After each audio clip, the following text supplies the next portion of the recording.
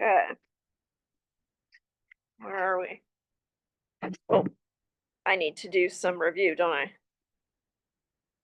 Boop, boop, boop, boop, boop.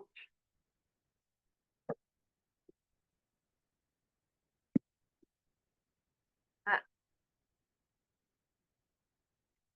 Is that your test? I want you to grab it if it's yours. It wasn't you, just an extra? Nice. All right. Yeah.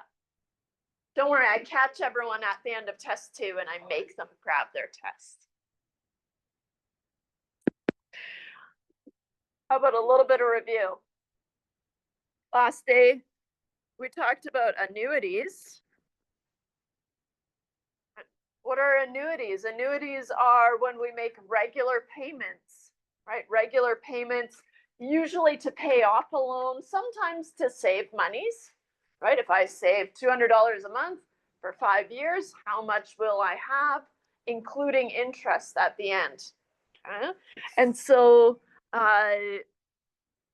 when we make regular payments to pay off a loan or to save money. What we're going to see more of today is what we call a timeline. Now, what this would look like in a timeline, oh, this should say loan here.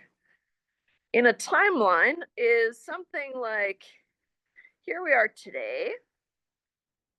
And let's say in this scenario, 5 years from now, I want to,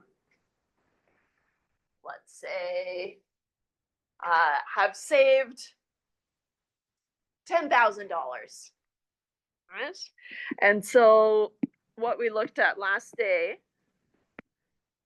or maybe I should use the same scenario. Let's say every month, so 1 month, 2 months, and then we indicate it with little dots. How many months in 5 years? 5 times 12, let's see. There's 60 months in 5 years. Okay. And so usually what we do is we indicate 1 back as well with little dots to indicate that, hey, there's between 2 months and 59 months, the same thing happens over and over and over again. Okay. So then in our made up scenario, we are going to be putting away $200 each month.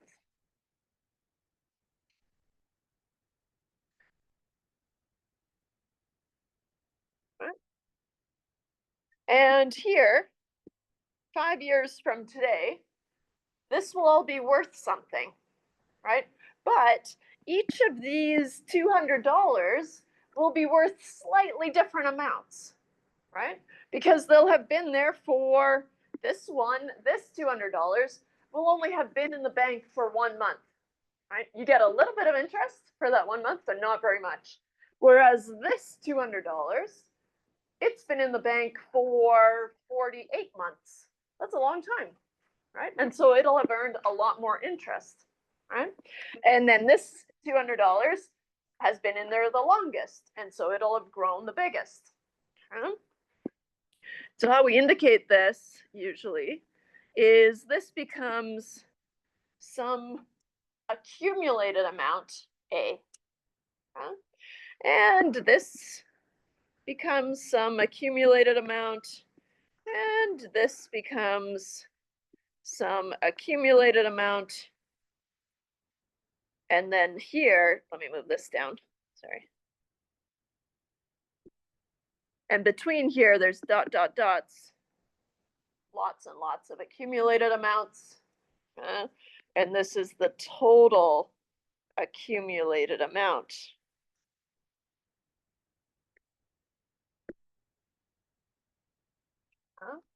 Now we introduced a formula for this last day. And we worked with it and we said, I'm going to grab it from your formula sheet. And like I said, if you don't have a fresh copy, we've got them up front there. And it was this formula here.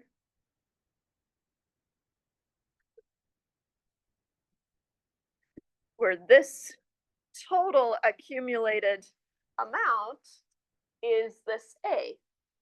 So what's nice is you don't have to calculate each individual accumulated amount. That's crazy. We have a formula that does that for us. Okay? So what I want to do before we use it today is just talk about and review what each of these values are. Most importantly, what the M is. M is that regular payment amount, right? In this scenario, it's the $200, right?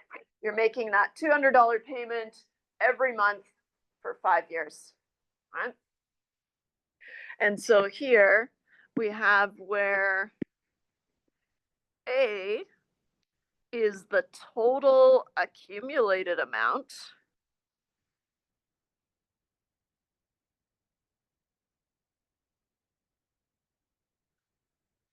M, lowercase m, is probably the trickiest one. It's the newest one for sure, right? And so M is that regular payment amount. Or I'll just say the payment amount. And I'll do, for example, $200 each month.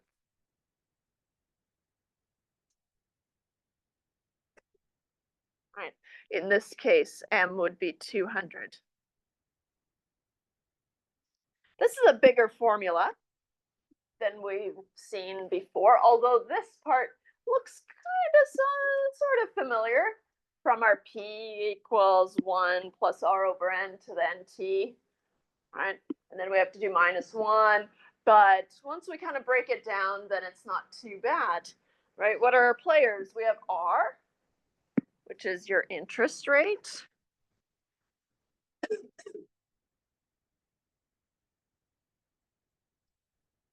We have N. For this course, N is both the payment frequency as well as the compounding frequency. So they have to be the same. And that's not going to be a problem because all our problems will be the same, right? But if you go on into financial math, which is great and fun, then you'll find ways where you can have a different payment frequency and a different compounding frequency. So I looked at my mortgage paperwork, and I actually meant to take a little screenshot of it, but I forgot. So our mortgage compounds semi-annually, so twice per year, but we make payments monthly, right? And so most mortgages you pay monthly, right? You've got different options, but right. And so most mortgages you pay once a month, but almost, I'm pretty sure all loans compound semi-annually, so 2 times per year, right? And so there are ways of adjusting for that, right? But not for us in this course. And so but easily Googleable if you're interested.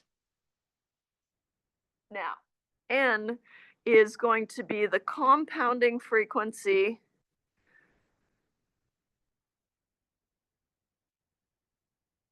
and I'll highlight this and the payment frequency. They have to be the same. Must be the same for this formula to work. Guess I needed all this space.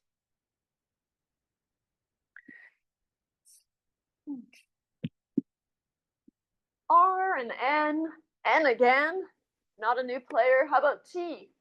T has to be the time that you're making all these payments for. Right?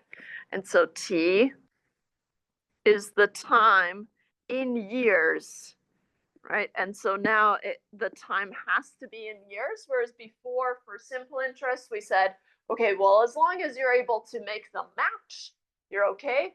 Now for these more involved questions, it has to be in years. Okay? And so it has to be the time in years. And I think that's it. 1, R, and N. We've defined all those already. Okay. So let's see here.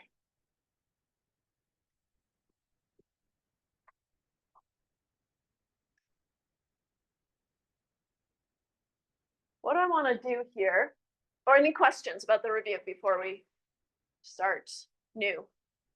Okay. Today we're going to talk about the present value of an annuity and an installment payment. Notice that there's no P in this formula, right?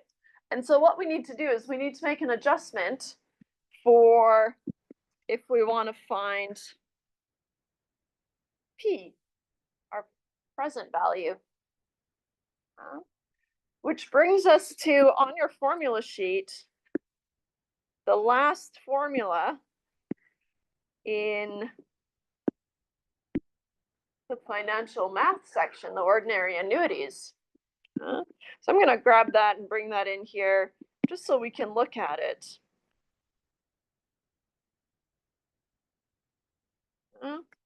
And so this is on your formula sheet.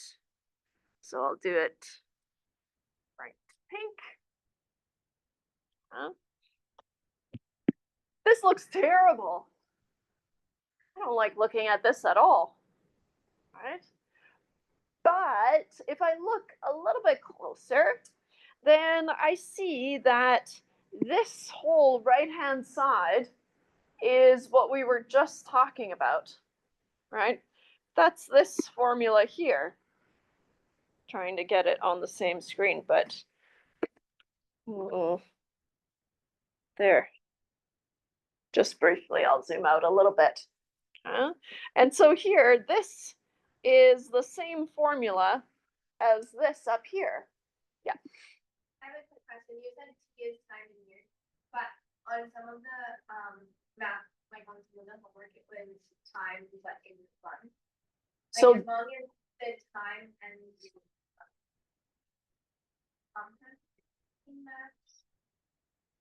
no, the time and something else had to match. So it used to be that as long as the rate and the time were matching, but now it's just going to be easier if it's time in years. So if you're given 5 months, for example, then you would do 5 divided by 12, right? 5/12ths of a year, and then just convert it to years. Which is usually how I teach this stuff, but the textbook doesn't, so I'm trying to be cool like her, but the author. And so usually I just say all T all the time, just convert it to years and make it easier for yourself. But which is a nice way to do it, I think. But this works too. So what we see is that this whole side here is equal to A, see above, right? And if you have the formula sheet in front of you, then they are just right next to each other, right? And it's easy to confirm that both of these right-hand sides are the same, right?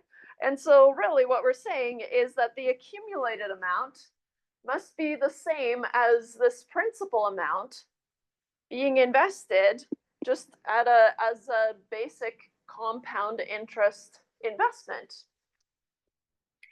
right? And so here, this is A from compound interest. Uh-oh, I'm out of room here.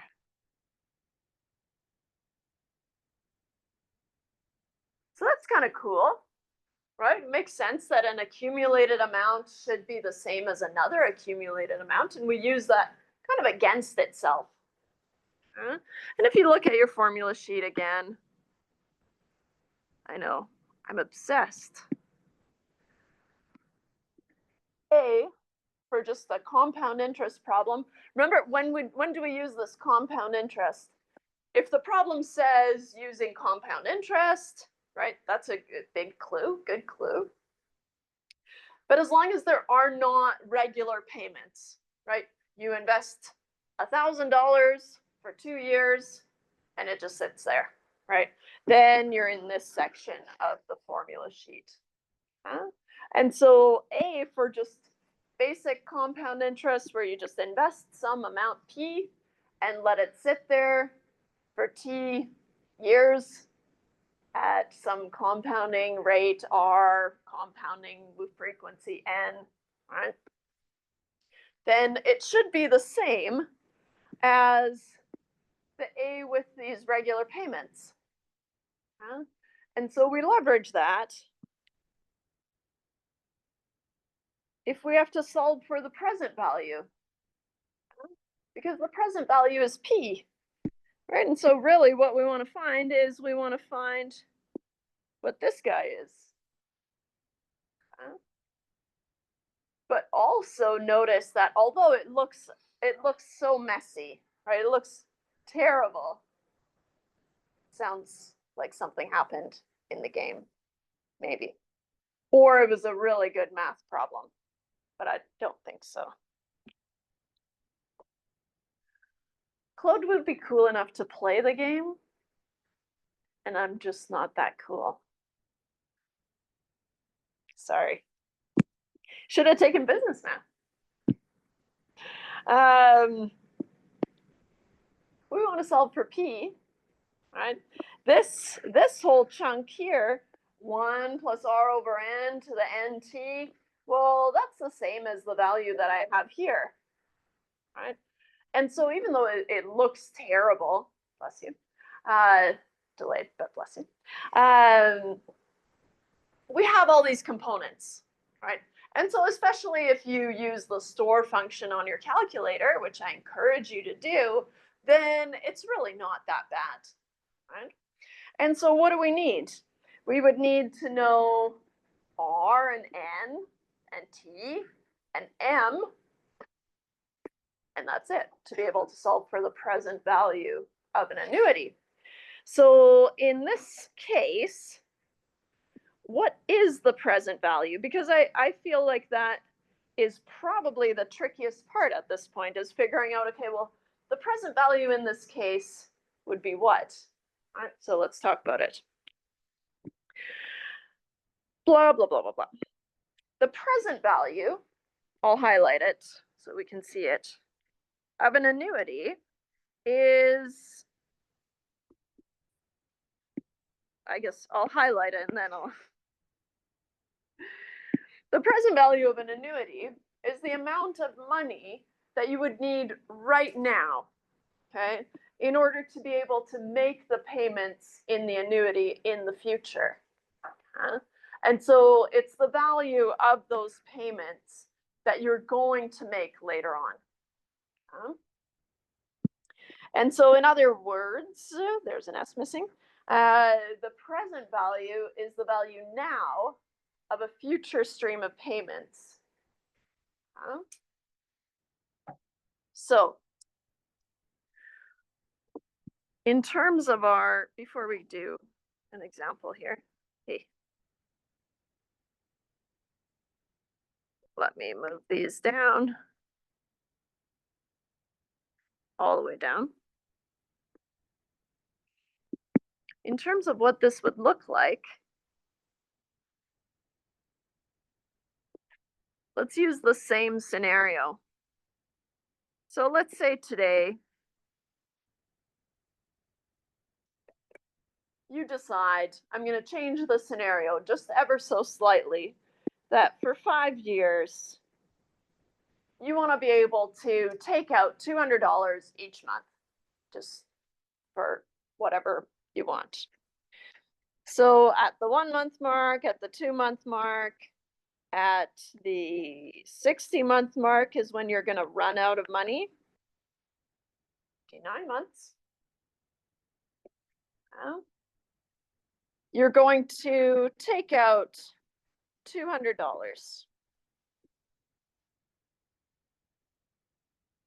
But because you're also earning interest on this money, right?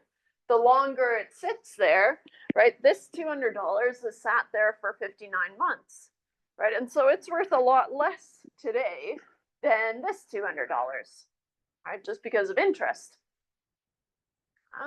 And so what we say is, okay, usually how we funnel these is we say, well, all of these guys, right? Instead of doing the individual arrows, we say all of these guys add up to some A, some accumulated amount A. But we want to know the money we would need now, which is today, right? How much money would I need today in order to be able to withdraw $200 a month for 5 years? Okay.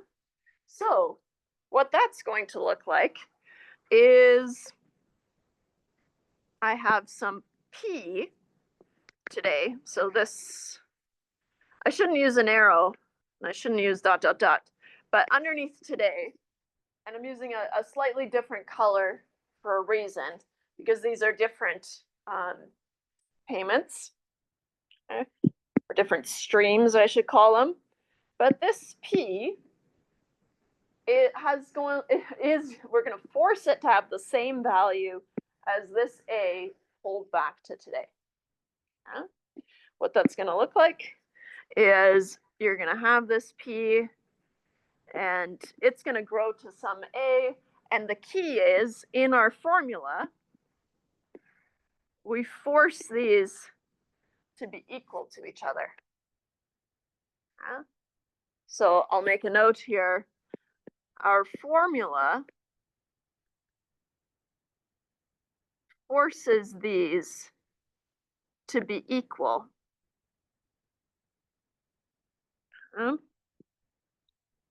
And this P is the present value, or the value today, of $200 per month for 5 years.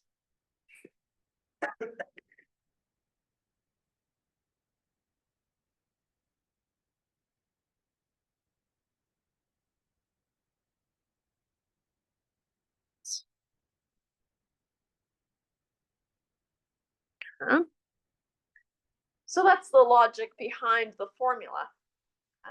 But what I want you to kind of latch on to is this terminology of what's it worth today, right? Because that's going to be your clue that you want to solve for P, right? Which is really our job in the test, right? Figuring out, okay, what do I need to solve for? What information have I been given? And then solving for it, right? And so the value today is one of those kind of key terms that we use to say, hey, solve for the present value. Let's do an example, because I don't have a rate or anything made up here, so we're better off reading a new example. Suppose Carlos owns a small business and employs an assistant manager to help him run the business. Assume it's January 1st now. Okay, so 1st of January, beginning of the year. Carlos plans to pay his assistant manager a $1,000 bonus at the end of this year, and another $1,000 bonus at the end of the following year. Nice of him. Carlos's business had good profits this year, so he wants to put the money for his assistant's future bonuses into a savings account now, right? So it's one of those scenarios where he has the money right now, and he wants to make sure that he just puts that aside so that he can pay this bonus for the next 2 years. The money he puts in now will earn interest at the rate of 4% per year, compounded annually, while in the savings account. Compounded annually is good, because we're also making payments every year, right? At the end of the first year and at the end of the second year. Well, how much money should Carlos put into the savings account now? So that's my clue. Okay, how much is it worth now? That means I have to solve for P, right? And so we want to start to pick up on that terminology, right? How much should he invest now? So P, right? So here, how much money should he put into the account now? Means find P.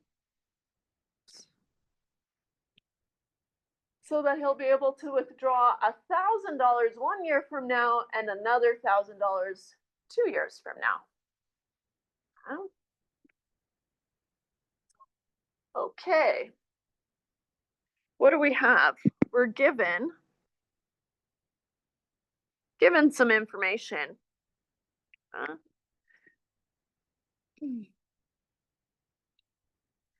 We'll start with M, the amount that he needs. Right? The amount that he needs, these regular payments, is $1,000. And the rate is 0.04 per year compounded annually. So N is 1 annually.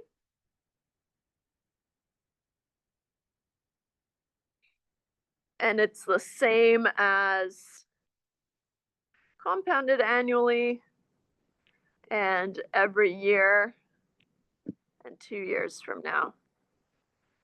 So they're the same. They will be, so you don't have to worry about it. But just in life, they might not be the same. But there's online calculators for that. So I know. Let's see here. N is 1, that's good. And finally, T, we need T is going to be 2 years.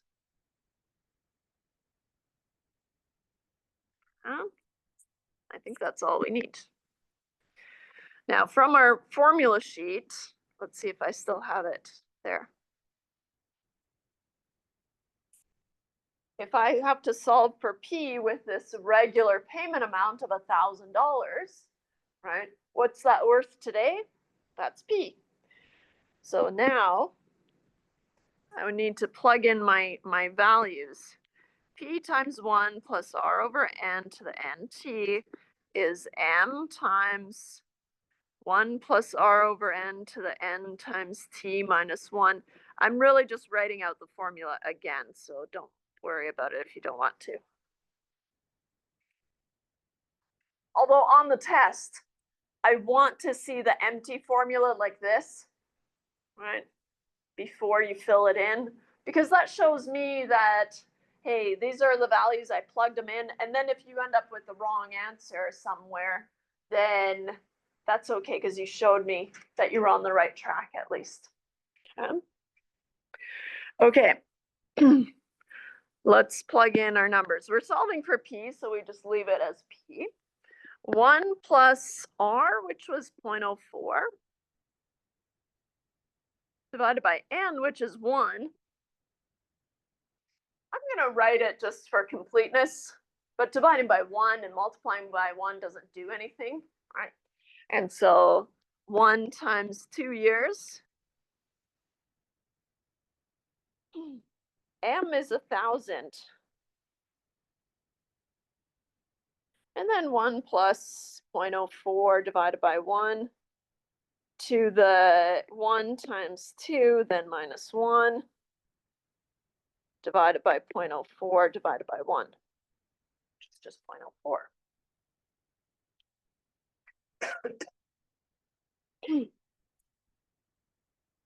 Now let's see here. P times 1.04, oops, to the power of 2 is going to be 1,000 times 1.04 to the power of 2 minus 1. And then I need just one more row. See if I can just bump it up one. Divided by 0.04.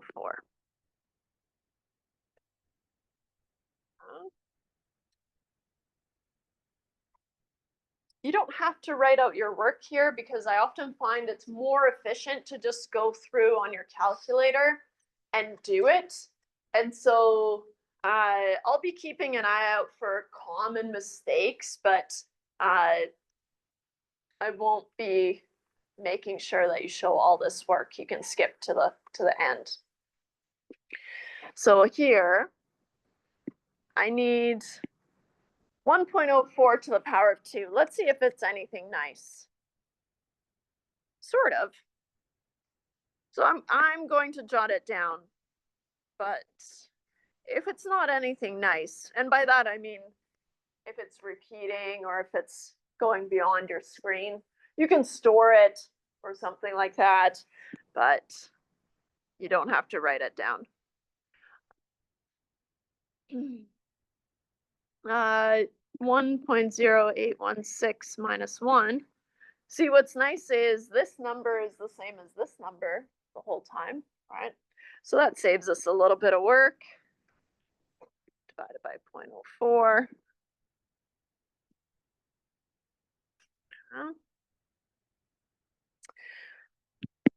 I'm going to tackle this side first because at the end I'll divide both sides by 1.0816. And so from here, I'm going to subtract 1 from my 1.0816.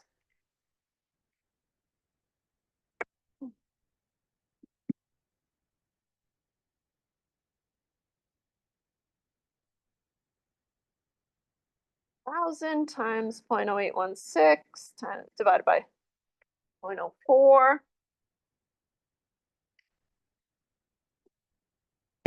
Write these down here.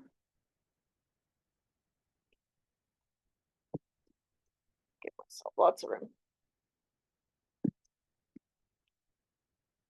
Oops. I get 81.6 divided by 0.04. I get a nice even $2,040. Now this is P times 1.0816 the whole time.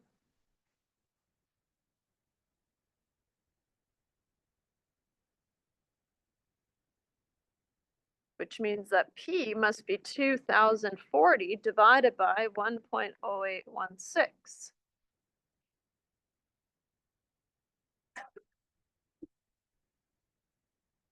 Which puts me at 1886.094675.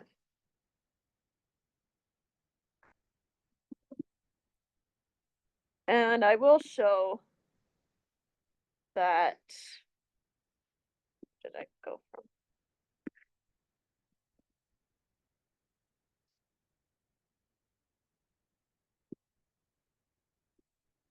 You can skip showing these steps, showing work.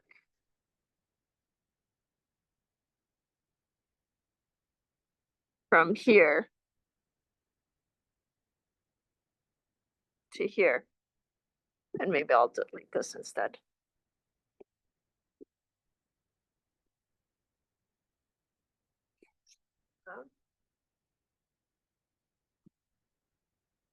Because that's just tedious. And you don't have to write out every single one of those steps. In fact, it's going to be a lot quicker if you just kind of do it on your calculator, right? So I'm okay with that. I do want to see the unrounded answer, right? And then because it's money, I want to see the rounded answer to 2 decimal places. And so P is 1886.09. 9 is followed by a 4, which means I do not round it up. Right. If it's followed by a 5 or higher, then I round up for money.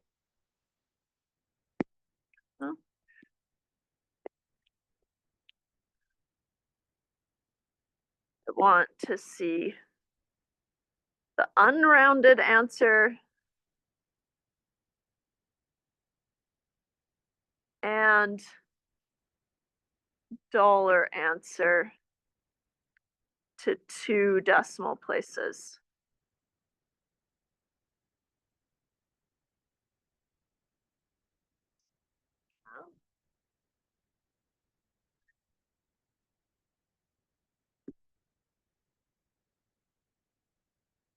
Nice. So what does this mean? Okay, Carlos, in order to pay his assistant $1,000 a year from now and another $1,000 2 years from now, right? What he would need to have right now, today, is $1,886.09. And then if he takes that to the bank at 4% compounded annually, then it would grow to, he would have the $1,000 a year from now, and it would grow to $1,000 2 years from now. Right? And so that's what we found. Visually, what's happened is here's Carlos today. And in 1 year, and then 2 years from now, he needs $1,000.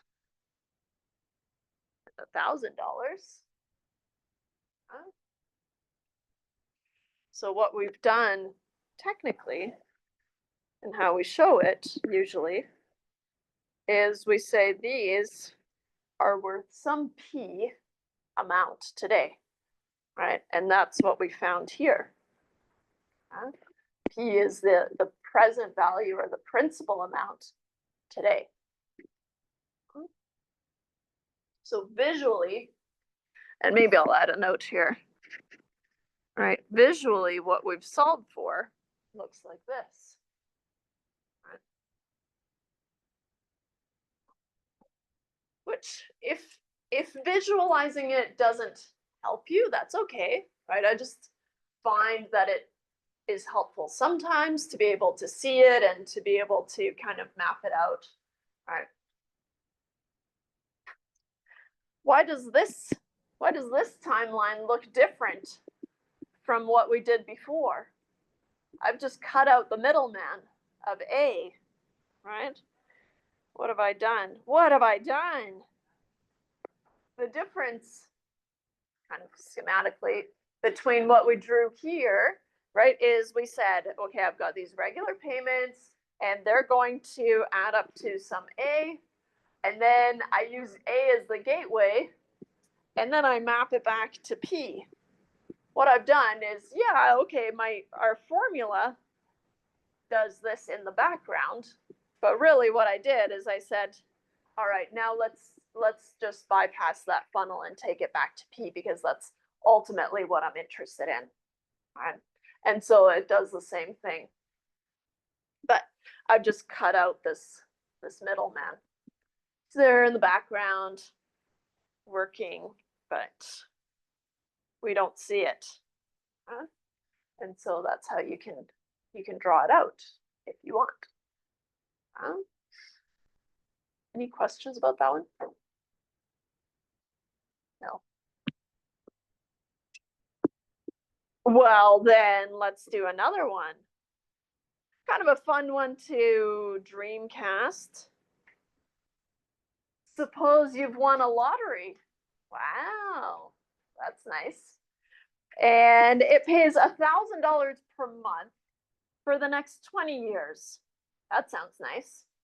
Huh? But you prefer to have the entire amount now. Okay? That's not going to be $1,000 per month times 20, right? It's going to be worth some amount today, right? Because lotteries also have invested the money, and they're just kind of investing it and then paying you off $1,000 per month, and they just need enough to be able to sustain that, right? And they earn interest on it as well. So then if you pull it back to some value today, of course it has some value today, and we'll be able to figure out what that is. Okay? So if the interest rate is 8%, how much will you accept? Okay? So you would accept P or higher, right? The present value of this $1,000 per month for 20 years. Or you would probably say, yeah, okay, I'll take a little bit more if you want to give it to me. They're not going to, but you would accept it, right? So here, how much will you accept? P or higher? But they're not going to give it to you. But how much you would accept today, right, is P. So to get us kind of into visualizing these things, right, I'm going to draw it out, draw the timeline. Okay? And so here we are today, and we won the lottery. Today. Whee! Great day. Best day. Let's see. I know I have some stickers here. Can I find a quick one in time? A fun one. A bike? No. The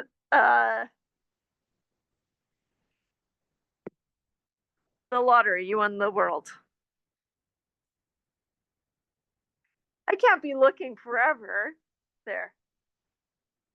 The world is the lottery, I guess. Anyways. Now, this lottery says that they're going to pay you $1,000 per month for 20 years. Now, I like to put the 20 years up higher because I'm getting payments per month. So really what my timeline is going to be about is monthly. Right? Now, how many months in 20 years? Let's see, 20 times 12. I get 240 months. And I just do a little M, in case you haven't caught on to that. Instead of writing out months, I just do a little M. Okay. So for 240 months, starting today, I get $1,000 per month. Sounds incredible. First month, I get $1,000. Second month, I get $1,000. Ding, ding, ding, ding, ding. 239 months. I'm already starting to miss my $1,000 a month.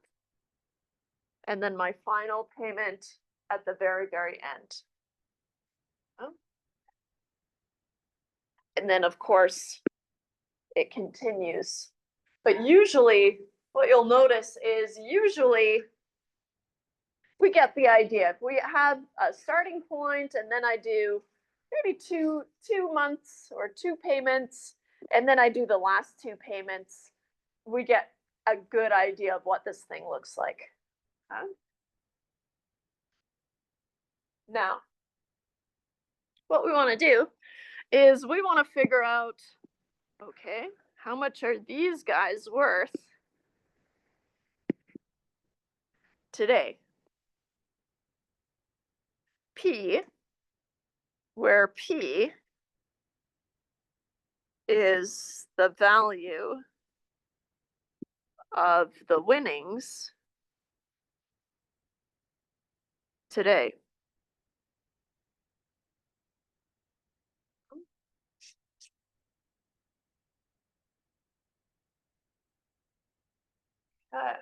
So we want to find P, of course, and we're given a lot of information here. So we're given, let's see here, M is 1,000.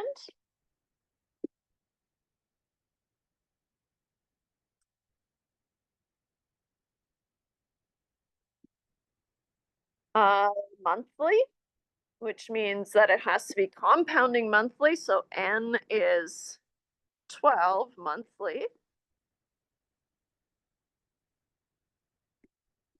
T is 20 years.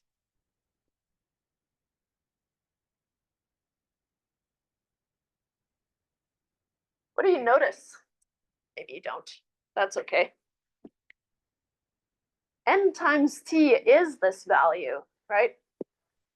12 times 20 is 240. So n times t in your formula, if you've shown me that it's 240 already, you can just replace it if you want to. Okay? You don't have to, right? Just use the formula as is. But if you've drawn it like this, which you don't have to do, but I do think it's a nice way to kind of organize your information and what you want to solve for. Okay? And so then in your formula, you still have to tell me what you're given, right? But in your formula, you can just do 240 if you want. And the rate is 8%.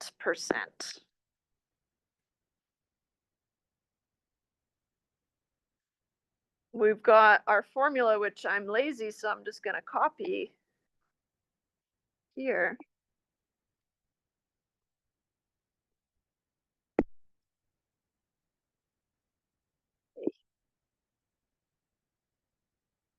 Oh boy. Maybe I won't. They're interlinked anyways. Fine. I'll just write it out. Can I do it from memory? Let's see. P times 1 plus r over n to the n times t equals m times 1 plus r over n to the n times t minus 1 over r over n. Let me confirm. Oh, there it is. That's nice. Not sure why it's different. Good. Good. Hey, score.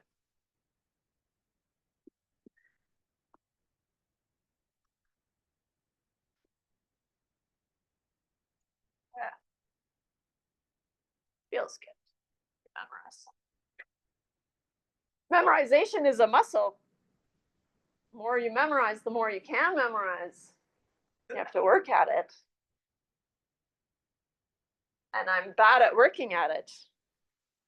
But here we go. So we want to solve for P. We've got all the other components. So let's see where it gets us.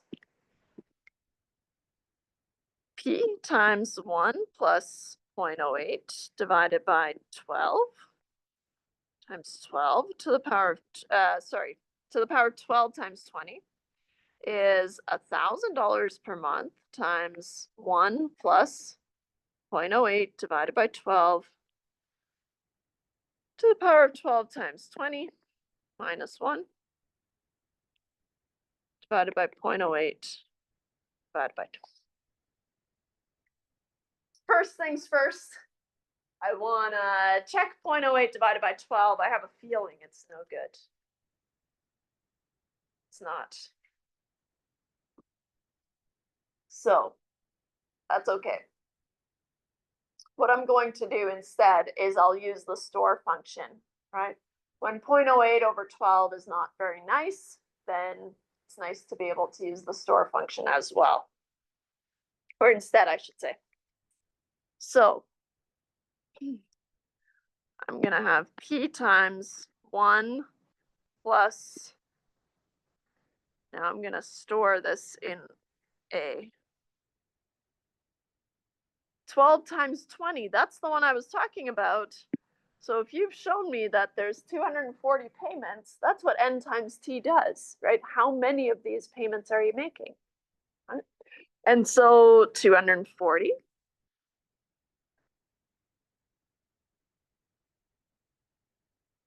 thousand times 1 plus store A to the power of 240 minus 1 divided by, better actually stored in A.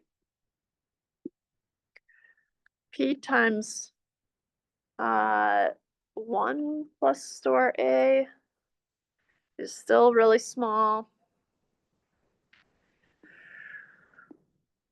Okay, I'm not going to skip steps, but I kind of almost encourage you to skip steps. You don't have to show all this work. I do, because in case you need to trace it back and see what I did. 1.0066 repeating to the power of 240. I'll store this in B because it's different, right? Slightly different. Is 1,000. Oops, bracket there.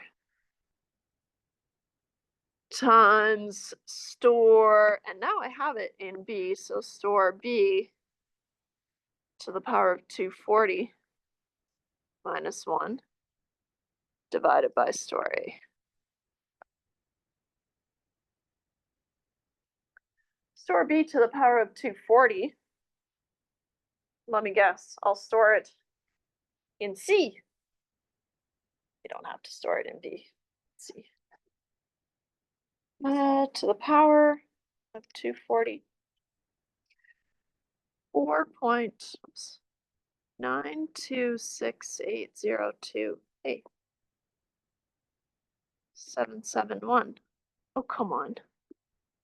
Let me connect my pen. Sometimes that is it.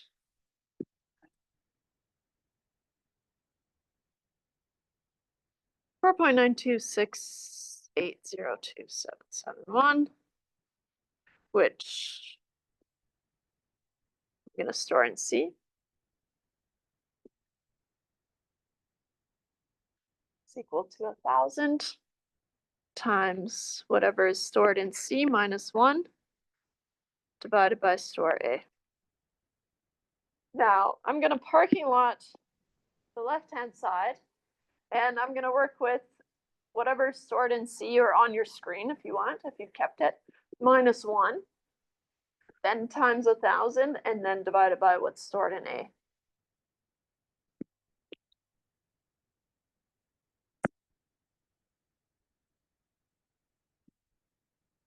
Three point nine 2680277 It continues, of course, divided by store A. But because I'm just multiplying and dividing over here, I know I can just keep it on my screen, right? So you're not going to clear it. You're just going to keep it on your screen, which means keeping all your decimal places. Then times 1,000. 3926.802771 divided by what I stored in A earlier. So divided by, call A.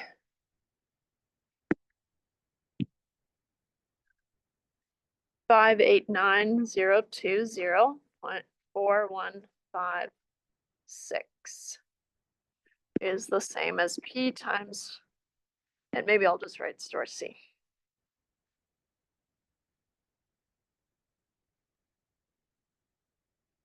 Which means that P, and this number is still on my screen, right? If you want to remove it from your screen for some reason, which you don't need to, but if you want to, then you should store it, right? Because you want to keep all those decimal places.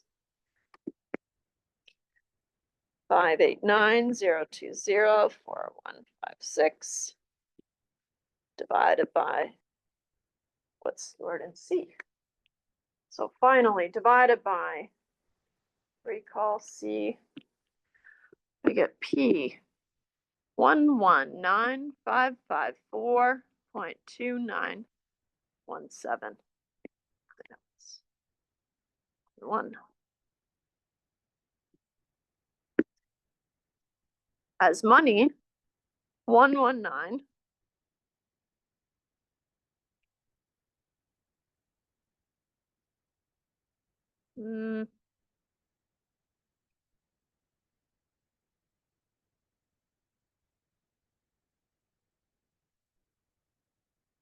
Just looks low to me.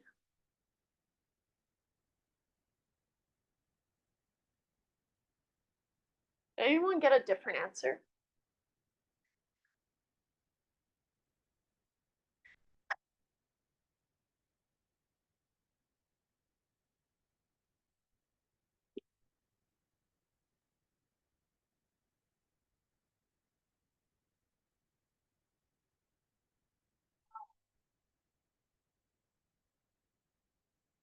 Okay, guess it's okay.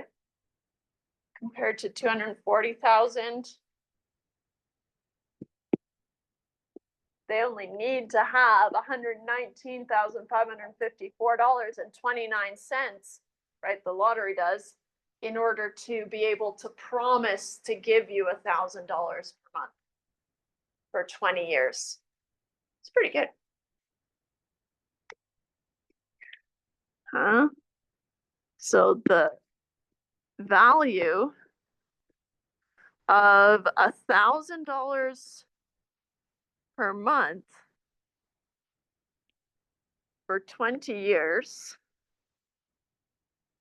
is $119,554.29 today. So you would accept that amount or more.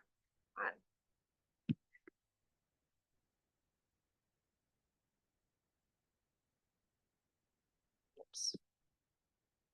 Accept this amount or more if they offer 120,000 even.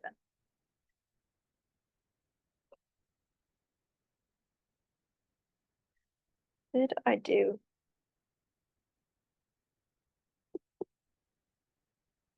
I just want to, sorry, I'm just going to run through the calculations quickly. Erase me if you want.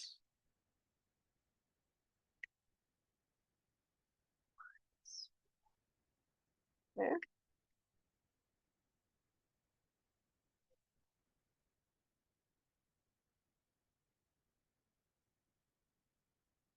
Nope, all good. Just seems low. Right? But I guess that's the nice part about money.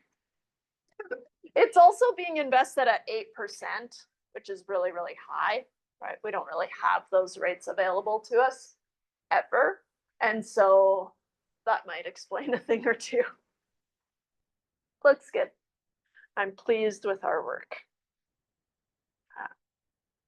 Nice. Any questions about that one?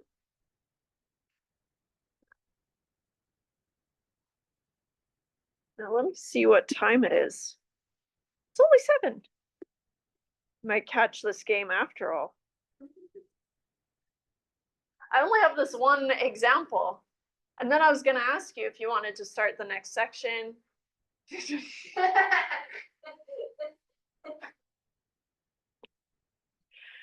Or work on your homework or whatever. Watch a game. I'll give you that. We'll put it off till Wednesday.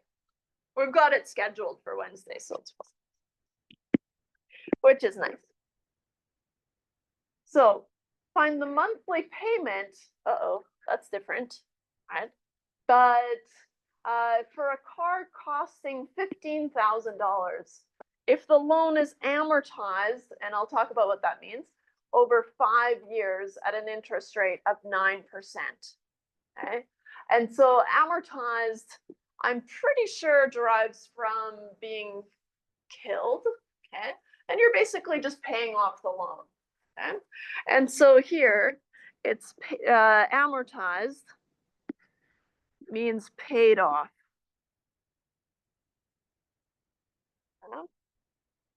So it's being paid off over 5 years. Okay? Pretty typical car loan situation, right? If you go to a car lot and you say, hey, I want to buy this car, and they say, great, give me $15,000 and you can have it. And you say, oh, in 5 years, I'll have $15,000. They'll say, please go away. And they'll say, come back in 5 years and it'll be worth $25,000. And then you have to save more money, whatever, right? But the idea is, okay, this $15,000 that you have to pay to the dealership, right, or whoever you're buying the car from, you need that today, right? And so that's the value today, right? And so here, That's the difference, right? Between, so the value today, which is your P. And so that's how they're similar to the previous problems. But in this scenario, what we want to find is we want to find the monthly payment, M. Right? How much am I going to have to pay when I've already committed to paying $15,000 today, and for 5 years I'm going to be paying this off until the value of the loan is 0.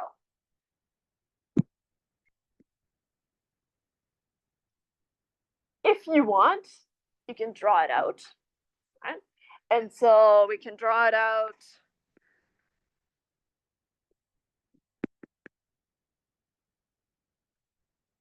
Today and 5 years, they don't want to buy a car. They want to Feels like something happened. Yeah. Gotta go. I have a feeling there's a bus that leaves or something. Maybe I. But it's our last example.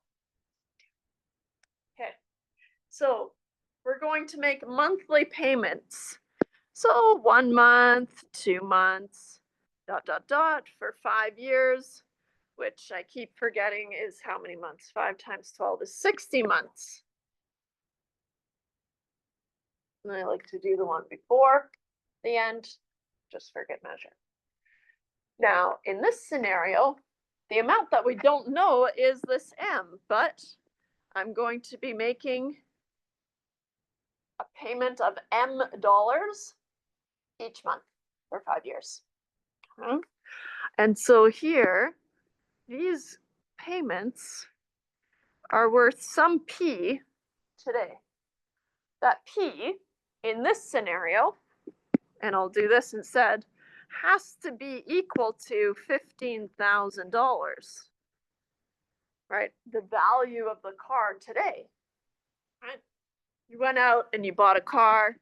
Here's a car. Beep, beep, beep, beep, beep, beep. It's beautiful.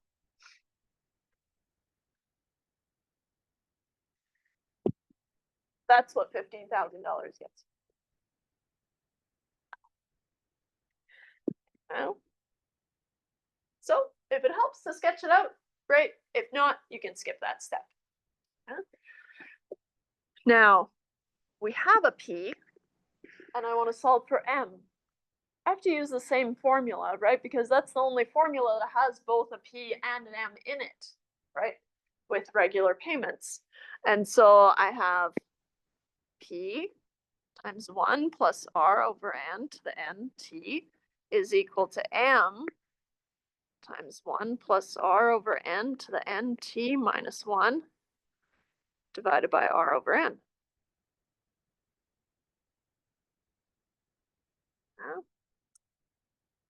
Oh, and I guess I should say what I've been given. I haven't done that yet. I need a little bit more room, but we're given that N is monthly, so 12. P is 15,000. P is 5 years. And an interest rate of 0.09. Okay. Notice that it doesn't even say compounded monthly, right? Because we'll assume it's monthly. Okay. Because they have to be the same. Okay, now we can plug these in. 15,000 times 1 plus 0.09 divided by 12 to the power of 12 times 5 is M, which we're solving for. 1 plus 0.09 divided by 12 to the power of 12 times 5 minus 1 divided by 0.09 divided by 12. I already have a feeling 0.09 divided by 12. Oh, it's not too bad. I'll just write it out.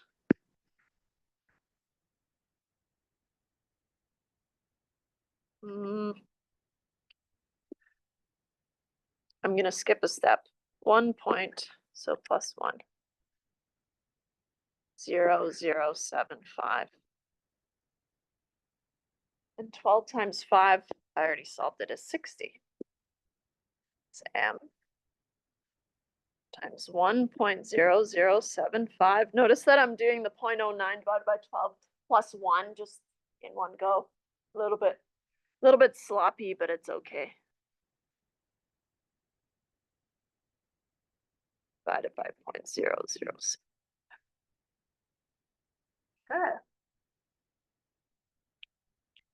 1.0075 to the power of 60.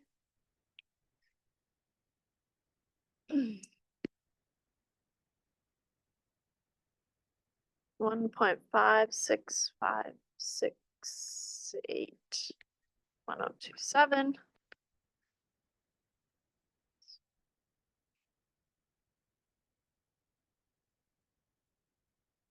1027 minus 1 divided by 0.0075.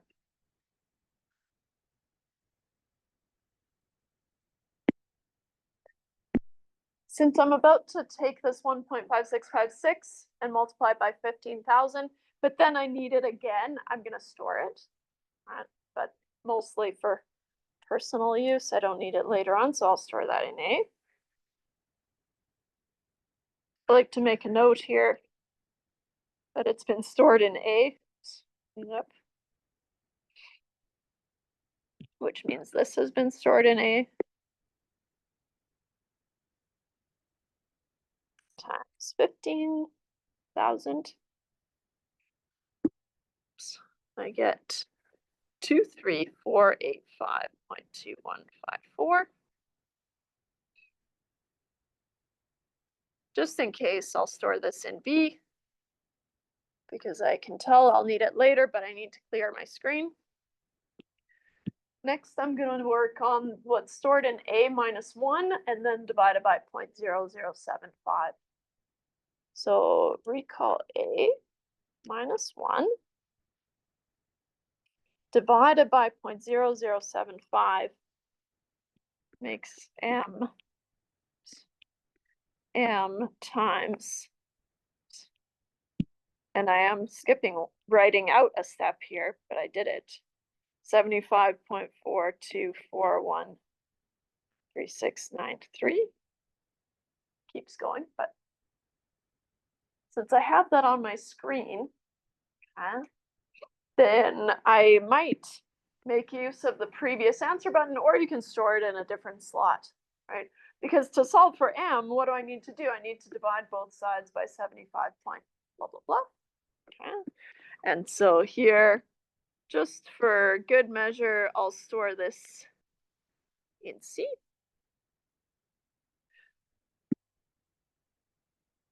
M is whatever is stored in B divided by what's stored in C.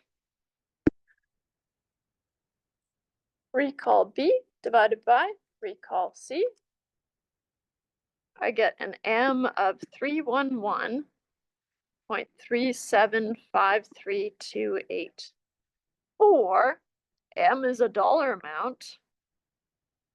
So 311.37 is followed by a 5, so I have to round it up to $8.